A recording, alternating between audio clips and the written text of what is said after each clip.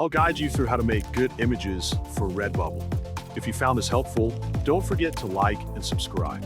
First, open your browser and head to redbubble.com.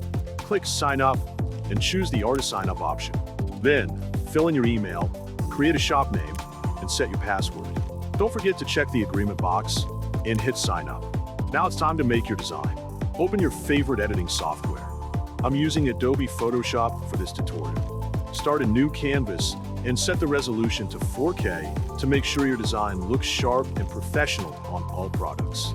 Use high-resolution design elements to keep everything crisp, even on large prints.